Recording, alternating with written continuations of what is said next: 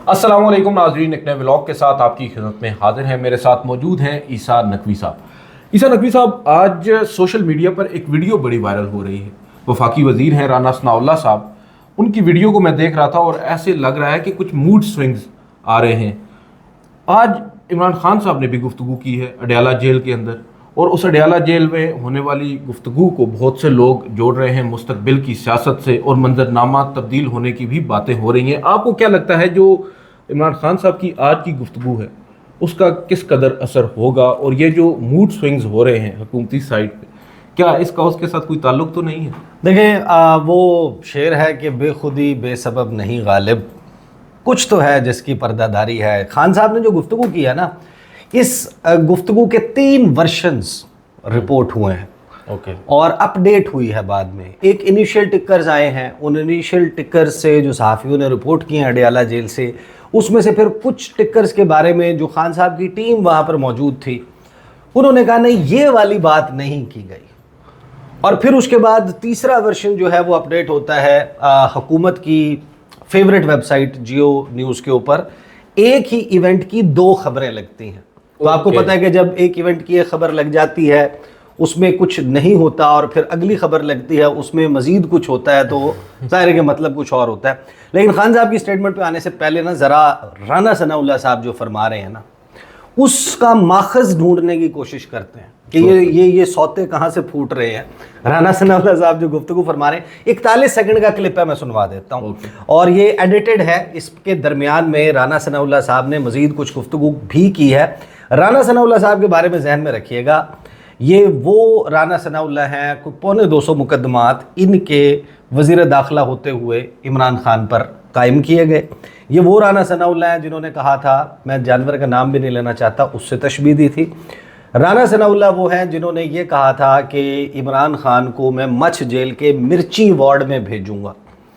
और राना सनाउल्लाह वो हैं जो ये कहते थे कि ये सियासत तो नहीं है और ये सियासी लड़ाई नहीं, ये तो जंग है। और जंग में ये नहीं देखा जाता कि क्या आईनी है, क्या गैर आईनी है, क्या कानूनी है, क्या गैर कानूनी है, क्या इखलाकी है, क्या गैर इखलाकी है।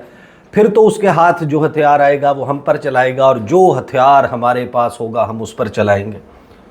इसका सर कुचलना होगा, या ये नहीं या हम नहीं, यही बातें करते थे ना राना सनाउल्लाह साहब।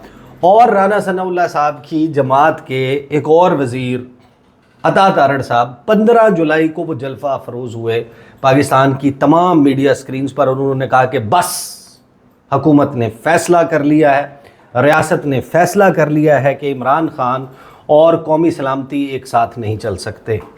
पाकिस्तान तहरीक इंसाफ और इमरान खान एक दूसरे के मुतज़ाद हैं, लिहाजा फ़ैसला किया गया है कि आर्टिकल 6 के तहत जो कार्रवाई है इमरान खान पर, आरिफ अलवी पर और कासिम सूरी पर, इन पर की जाएगी और तहरीक इंसाफ को बैन कर दिया जाएगा। अभी आपने मंजरनामा ध्यान में रखना है, बैन कर दिया जाएगा।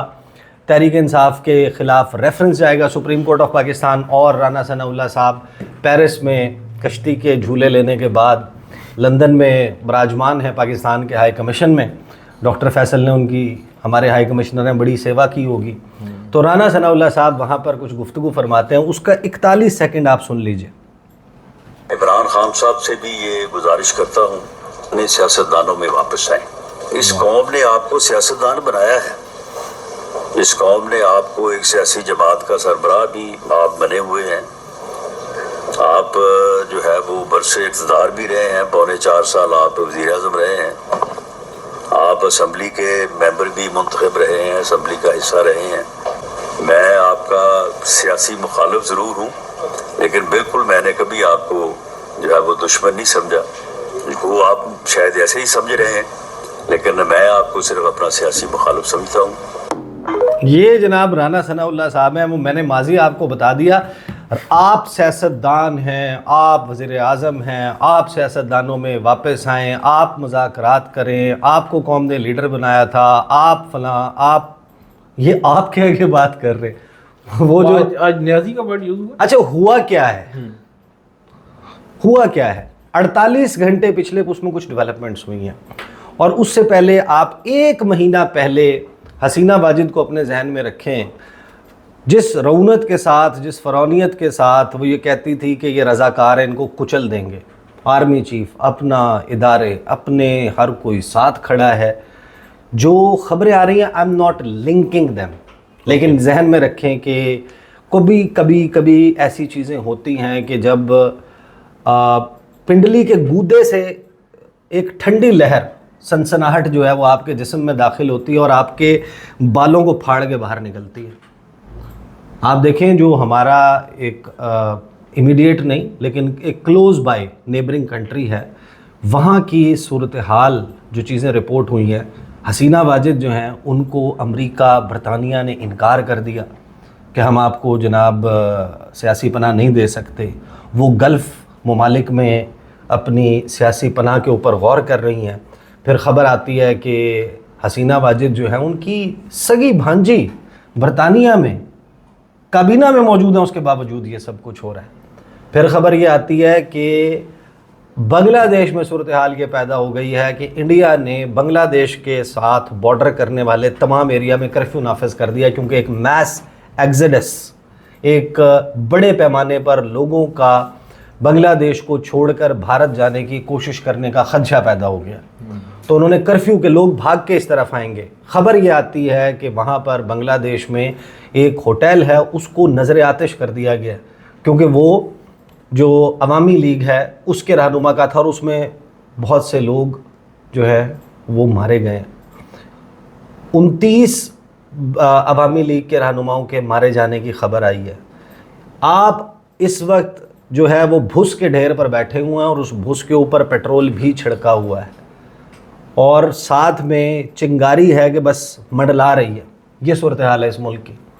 और यहाँ पर जाहिर है कि एक बहुत बड़ा, इसे 180 डिग्री का यू टर्न कहते हैं जो राना सनाउल्लाह साहब ने लिया, हुकूमत ने लिया।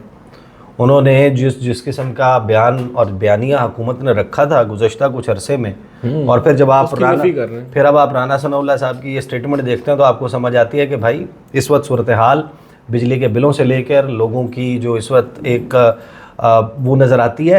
I am not saying at all कि इसका मतलब यह है कि हुकूमत का दिल मोम हो गया है, पिघल गया है। वो कह रहे हैं कि जनाब हमने अब आइन और कानून के मुताबिक चलना है, हमने मुज़ाकरात में बैठकर उनकी शराइत मान लेनी है, इमरान खान पर से को मुकदमे ख़त्म कर देने हैं, या फिर जो है वो उनकी जो मैंडेट है जिसका उनका क्लेम है कि फॉर्म 45 का नतीजा जो है उसके मुताबिक रिज़ल्ट्स जो हैं वो अनाउंस किए जाएँ, इसको मान लेना है। ऐसा कुछ नहीं है। ये बेसिकली टेम्परेचर्स को डाउन करने के लिए बयान दिया गया। आपको पता है कि वो ये बताने के लिए कि देखें हम इतने बुरे भी नहीं हैं, हम तो अच्छे हैं। दरमियान में 2, 4, 6, 8 ऐसे जुमले बोल दिए कि जिससे जो टेंशन है, जो बॉइलिंग पॉइंट है, उसके ऊपर जाने के बजाय थोड़ा सा नीचे आए।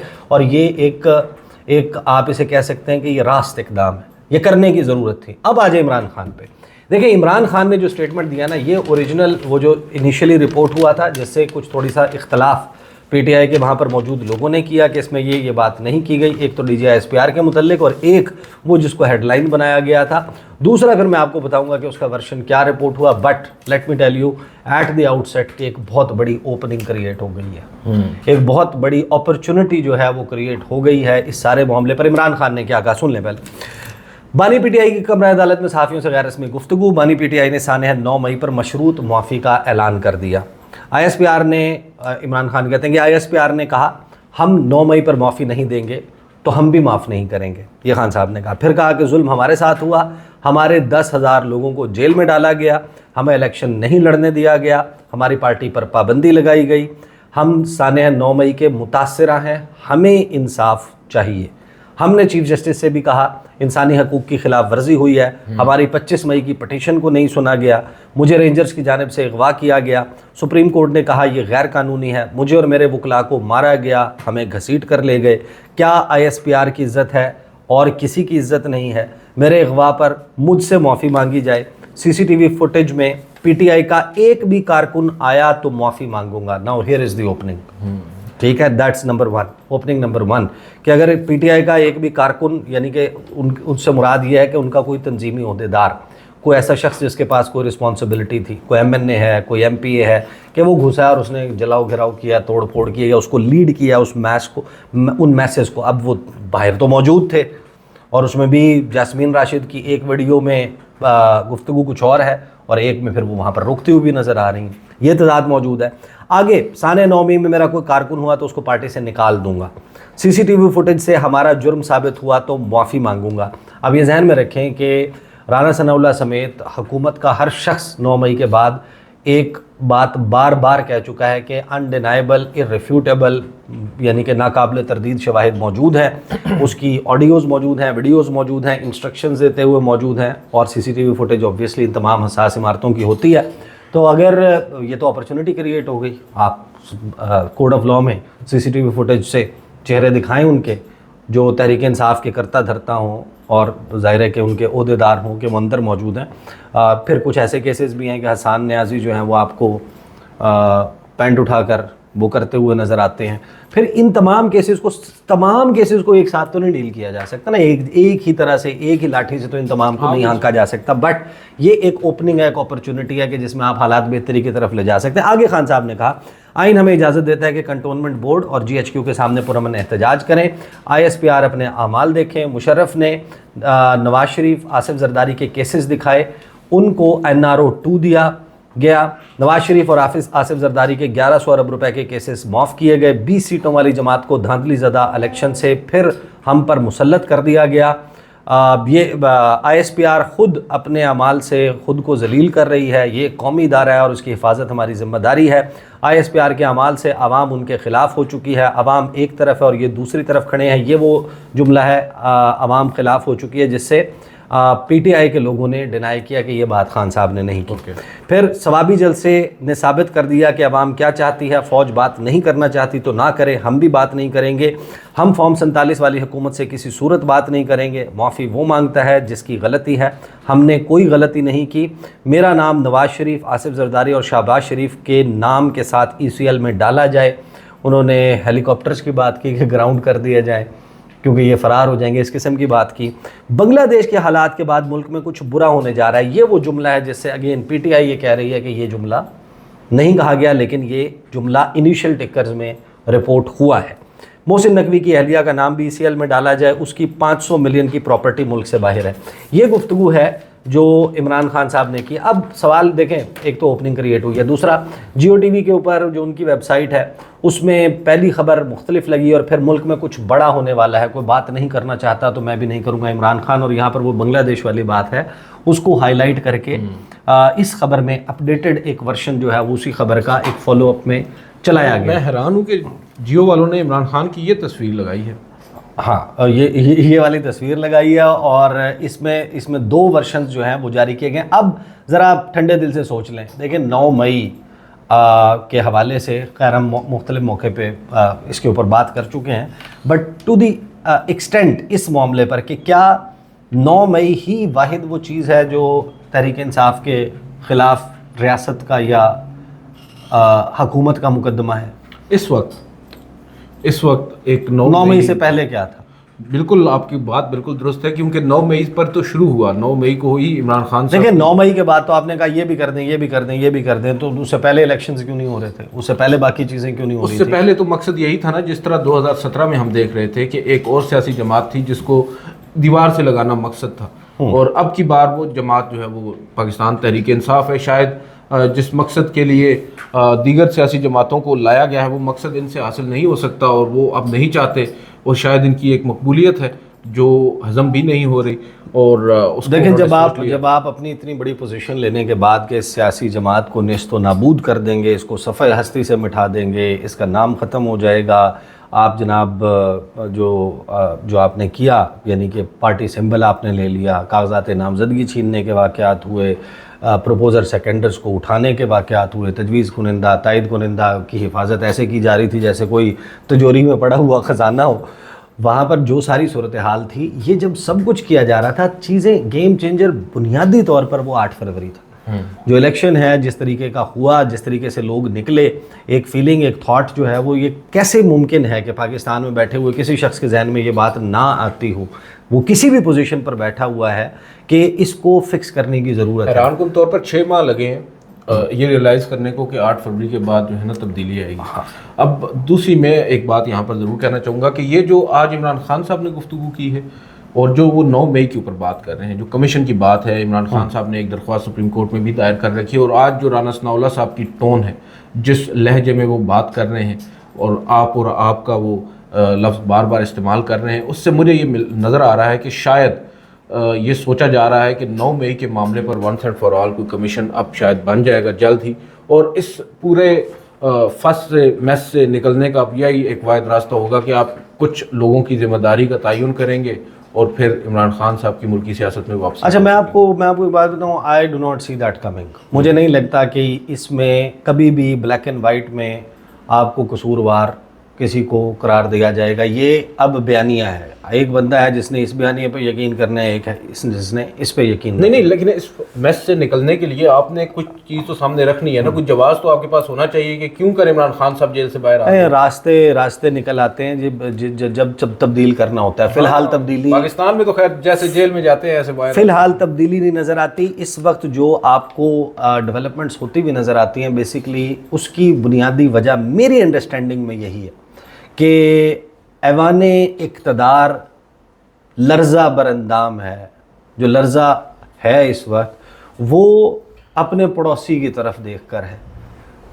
ये जहन में रखें कि जो अरब स्प्रिंग आई थी, उसने एक मुल्क से दूसरे मुल्क ट्रैवल किया था।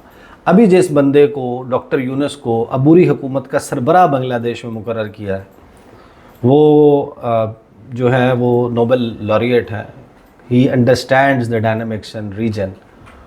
वो ये कह रहे हैं कि ये नेबरिंग कंट्रीज़ में जो बांग्लादेश है, बांग्लादेश मॉडल की तो बहुत बातें होती हैं ना, वो कहते हैं ये भी मुंतकिल हो सकता है नेबरिंग कंट्रीज़ में। ये हो सकता है, हाँ, ये हो सकता है। तो इस वजह से शायद ये रियलाइजेशन, और बड़ी अच्छी बात अगर आ गई हो, कि इस सारे मामले को जिस तरीके से हल करने की मुसलसल कोशिश, यानी मरीज़ को एक दवा बार बार दी जा रही है, मरीज़ सेहतयाब नहीं हो रहा तो दवाई तब्दील कर लें, डॉक्टर तब्दील कर लें, उसी नुस्खे से उसी मर्ज़ का इलाज जो है अगर नहीं हो पा रहा, तो ये है बुनियादी वजह।